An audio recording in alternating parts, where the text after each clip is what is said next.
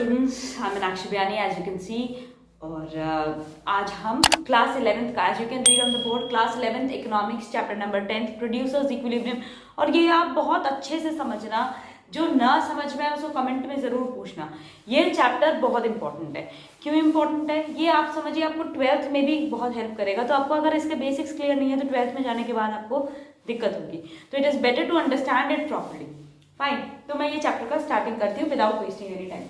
सबसे पहली बात, प्रोड्यूसर्स इक्विलिब्रियम क्या होता है। एज यू कैन सी, आप समझो ये आधे चैप्टर का आपका शॉर्ट में नोट्स है। फाइन, तो आप इसका स्क्रीनशॉट ले लो, बाद में इसे नोटबुक में नोट डाउन करना है तो ठीक है, डायरेक्टली इससे पढ़ना है तो ठीक है, वो आप देख लेना।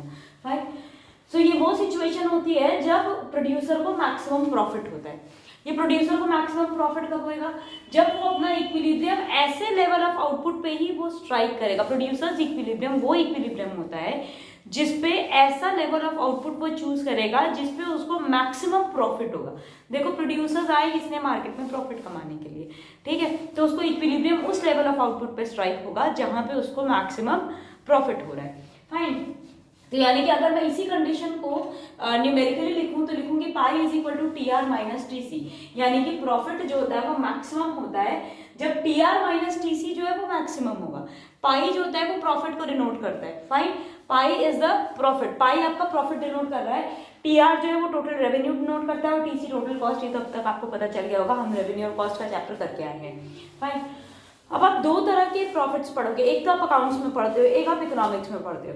दोनों में क्या डिफरेंस है, क्योंकि हम इकोनॉमिक्स कर रहे हैं तो हम इकोनॉमिक्स के प्रॉफिट को कंसिडर करेंगे। फाइन, इकोनॉमिक प्रॉफिट जो होता है वो होता है T R minus T C. दोनों का फॉर्मूला सेम है, T R minus T C, लेकिन इकोनॉमिक्स में टीसी में एक्सप्लिसिट और इम्प्लिसिट दोनों कॉस्ट इंक्लूडेड होते हैं। वेराज अकाउंटिंग प्रॉफिट में सिर्फ हम एक्सप्लिसिट कॉस्ट को कंसिडर करते हैं, इम्प्लिसिट कॉस्ट को नहीं करते, क्योंकि हमने अकाउंट्स की डेफिनेशन पढ़ी है जिसमें मॉनिटरी टर्म्स की चीजें होती हैं, खाली वही कंसिडर करते हैं। ठीक, तो इसलिए अकाउंटिंग प्रॉफिट में T R minus only explicit cost is there, whereas economic profit में T R minus explicit plus implicit cost is considered.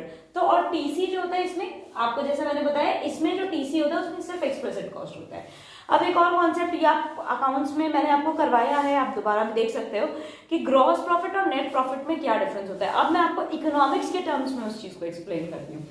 Gross profit जो होता है वो होता है T R minus TVC, as you can see, total revenue minus total variable cost. Whereas net profit जो होता है वो total revenue minus total cost होता है, यानी कि टीवीसी और टीएफसी दोनों टोटल रेवेन्यू में से माइनस होता है। ठीक है, तो ग्रॉस प्रॉफिट और नेट प्रॉफिट में ये डिफरेंस होता है। नेक्स्ट आप जानोगे एबनॉर्मल प्रॉफिट, नॉर्मल प्रॉफिट और सुपर नॉर्मल प्रॉफिट, ये तीन चीजें हम करते हैं। फाइन, एबनॉर्मल प्रॉफिट कब होगा, जब आपका रेवेन्यू आपके कॉस्ट से ज्यादा पड़ रहा है। ठीक है, when revenue is more than cost, यानी कि अगर total revenue divided by quantity is equal to total cost divided by quantity, यानी कि दोनों तरफ मैंने सिर्फ क्वांटिटी डिवाइड की है, तो average revenue is more then average cost. Fine, similarly normal profit तब होता है जब टोटल रेवेन्यू टोटल कॉस्ट के बराबर होता है। तो सेम तरीके से अपॉन में क्वांटिटी दोनों तरफ करिए तो एवरेज रेवेन्यू जो होता है वो एवरेज कॉस्ट के बराबर होता है। सुपर नॉर्मल प्रॉफिट कब होता है, सुपर नॉर्मल प्रॉफिट होता है जब टोटल, सुपर नॉर्मल लॉसेज, मैंने सब नॉर्मल, सॉरी इट इज सब नॉर्मल, सुपर नॉर्मल नहीं है, सब नॉर्मल प्रॉफिट होता है जब T are is less than TC, यानी कि टोटल रेवेन्यू टोटल कॉस्ट से कम है। अच्छा, अब आप ये कहोगे इस समय नॉर्मल प्रॉफिट कैसे स्ट्राइक हो रहा है, जब टोटल रेवेन्यू और टोटल कॉस्ट आपस में इक्वल है तो हमें तो कोई फायदा ही नहीं हुआ। देखिए, जब हम इकोनॉमिक्स में ये चीज़ हम निकालते हैं कि जब हम नॉर्मल प्रॉफिट्स निकालते हैं तो प्रोड्यूसर्स जो होता है वो सिर्फ कन्वर्ट करता है अपने टोटल कॉस्ट ऑफ प्रोडक्शन को, मतलब यहाँ पे वेयर आर द प्रॉफिट्स, जितना उसने कमाया उतना का उसने लगा दिया, तो उसके प्रॉफिट कहाँ गए। तो आप ये चीज़ समझो, इकोनॉमिक्स में नॉर्मल प्रॉफिट जो होता है वो टीवीसी का पार्ट होता है, टोटल वेरिएबल कॉस्ट का ही पार्ट होता है।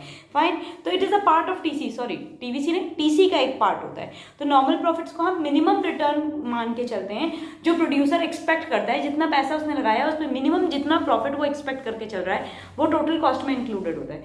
उसके बाद जो उसने रेवेन्यू कमाया, तो रेवेन्यू और कॉस्ट अगर इक्वल है तो जो मिनिमम लेवल ऑफ प्रॉफिट है वो उसको मिलेगा ही मिलेगा। तो इसीलिए हम यहाँ पे नॉर्मल प्रॉफिट्स में T R equal to T C मानते हैं। So do not get confuse कि उसके प्रॉफिट्स कहाँ गए, जो मिनिमम प्रॉफिट है वो उसके टोटल कॉस्ट में इंक्लूडेड है। अब ये तो आपका बेसिक्स क्लियर करा दिया हमने कि भाई ये चीजें होती हैं। अब कैसे प्रोड्यूसर अपना इक्विलिब्रियम स्ट्राइक करेगा, एमआर एमसी अप्रोच जो होता है। आपने ये चीज पढ़ी है कि प्रॉफिट मैक्सिमम तब होता है जब मार्जिनल रेवेन्यू मार्जिनल कॉस्ट के बराबर में होता है और मार्जिनल कॉस्ट राइज कर रहा होता है। देखिए ये चीज नोटिस करिए, क्योंकि अभी मैं आपको एक एग्जांपल बताऊंगी तब आपको ये कॉन्सेप्ट आपका काम आएगा। Marginal cost should be rising, marginal cost is greater than MR beyond the point of equilibrium. Equilibrium के पॉइंट के आगे मार्जिनल कॉस्ट जो होता है वो राइज करता हुआ होना चाहिए, फॉलिंग मार्जिनल कॉस्ट नहीं होना चाहिए। मैं आपको एक ग्राफ के हिसाब से भी बताती हूँ, और वैसे बुक में इस चीज का एक्सप्लेनेशन विद एग्जांपल उन्होंने दिया है। अब मैं आपको उसको सिर्फ एक ग्राफ से एक्सप्लेन करती हूँ। Examples you can see it is already there in your books, but still अगर आप कहोगे तो कमेंट सेक्शन में डाल दिया करो।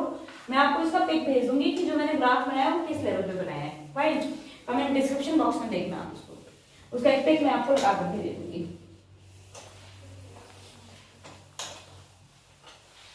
And if you want I can also make it over here. अब जैसे चलिए मैं आपको बना के दिखा देती हूँ, डिस्क्रिप्शन बॉक्स छोड़िए आप, नहीं तो आप उसमें जाएंगे ही नहीं, आप उसको देखेंगे नहीं। जैसे अब मैं मान लेती हूँ मेरे जो यहाँ पे क्वांटिटी है यूनिट्स ऑफ प्रोडक्शन की, वो मान लेती हूँ मैं 1 2 3 4 5 6 7 8 9 10 और 11। एमआर ले लेती हूँ, एमआर सारा मैं 12 पे फिक्स कर लेती हूँ, ठीक है। 12 ठीक। अब एमसी क्या होता है? एमसी यहाँ पे होगा, मान लीजिए पहले केस में 15 है, फिर 12 है, फिर 10, फिर 9, ठीक है, फिर 8 7 5, ये मिनिमम लेवल तक गिरा, उसके बाद ये राइज करने लगता है 8 9 10 12 और 15। अब आप नोटिस करो जब मैंने ये एमसी बनाया पहले ये फॉल कर रहा है, एक मिनिमम लेवल पे आने के बाद ये फिर से राइज करने लगता है, ठीक है। ये इसकी क्वालिटी होती है। अगर मैं इसी चीज को, अगर आप इसको नोटिस करो तो टी आर माइनस टीबीसी जो होता है वो अल्टीमेटली इट इज राइजिंग, ठीक है। और summation of marginal cost, marginal revenue जो होता है वो टोटल रेवेन्यू के बराबर में होता है। ये चीज हम पहले भी पढ़ चुके हैं। तो अगर आप आउटपुट देखो, दो ही सिचुएशन में इक्विलिब्रियम हो सकता है। कौन सी दो सिचुएशंस हम यहाँ पे देख सकते हैं, आप बताओ। जहाँ पे एमआर इक्वल्स टू एमसी, यही अप्रोच मैंने पढ़ा था, एक ये कंडीशन होती है उसकी और एक ये 10th यूनिट पे। अब इन दोनों में से कौन सा इक्विलिब्रियम होगा, क्योंकि दोनों ही में एमआर इक्वल्स टू एमसी है, फिर ठीक है। लेकिन आप नोटिस करो इस कंडीशन में फॉलिंग एमआर है। अगर मैं आपको इसी चीज को बताऊं,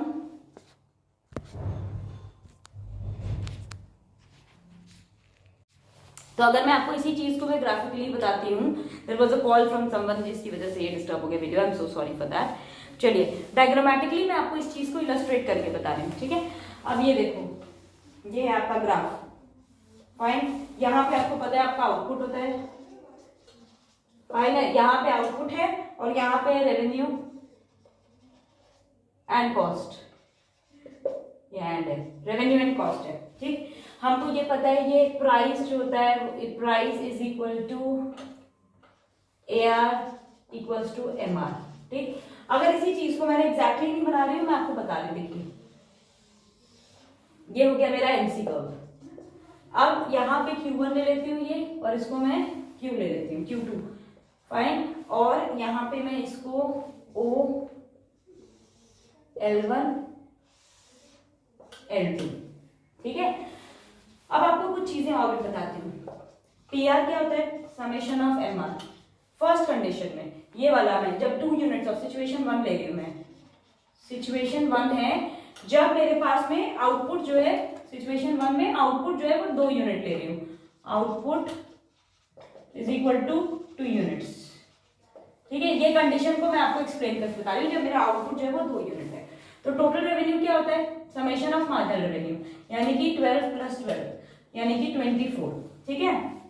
टोटल वेरिएबल कॉस्ट क्या होता है, टोटल वेरिएबल कॉस्ट होता है समेशन ऑफ मार्जिनल कॉस्ट।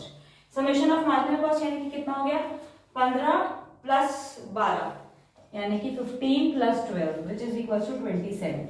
हमने प्रॉफिट क्या देखा था, TR माइनस TBC, तो आप 24 - 27 क्या आ रहा है, -3 आ रहा है ये हमारा, तो विच इज नॉट राइट, ये तो लॉस हो गया। प्रॉफिट कहाँ हुआ, TR माइनस TBC। अब मैं सेकेंड कंडीशन लेती हूँ, सिचुएशन 2 ले रही हूं मैं, जब मेरा आउटपुट जो है 10 यूनिट्स है, तो इसमें TR वही होगा, समेशन ऑफ MR यानी कि ये 12 प्लस 12 प्लस 12 प्लस 12 को करके मैं 10 टाइम्स करती हूँ, तो ये आ जाएगा मेरा 12 10 120, दिख ही रहा है डायरेक्टली। 12 प्लस 12 प्लस 12 करके 10 बार करूंगी तो ये 120 आएगा। और मेरा टोटल कॉस्ट कितना रहा है, समेशन ऑफ एमसी, ये मैं आपको डायरेक्ट करके बता रही हूँ, ठीक है। 15 प्लस 12 प्लस 10 9 8 7 8 9 10 और 12, इन सबको अगर मैं जोड़ती हूँ तो ये मेरा आ रहा है 20 सॉरी 100 आ रहा है ये मेरा, ठीक है। तो मेरा प्रॉफिट कितना है, प्रॉफिट होता है TR minus TC which is equal to 120 minus 100 which is equal to 20 rupees का मुझे यहाँ पे प्रॉफिट हो रहा है।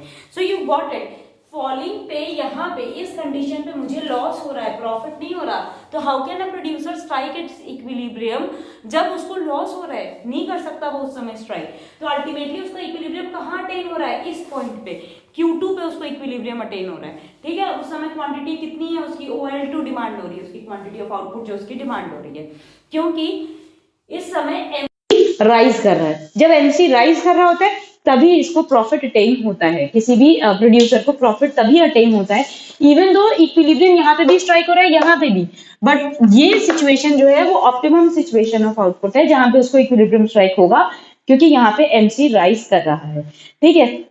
इस समय जो इसका आउटपुट है वो OL है, और यहाँ पे जो इसका प्रोडक्शन हो रहा है वो OL2 के बराबर में हो रहा है, तो TR क्या होगा, TR होगा जितना MR के नीचे का एरिया होता है, MR के नीचे का ये जो एरिया होता है ये TR होता है, ठीक है।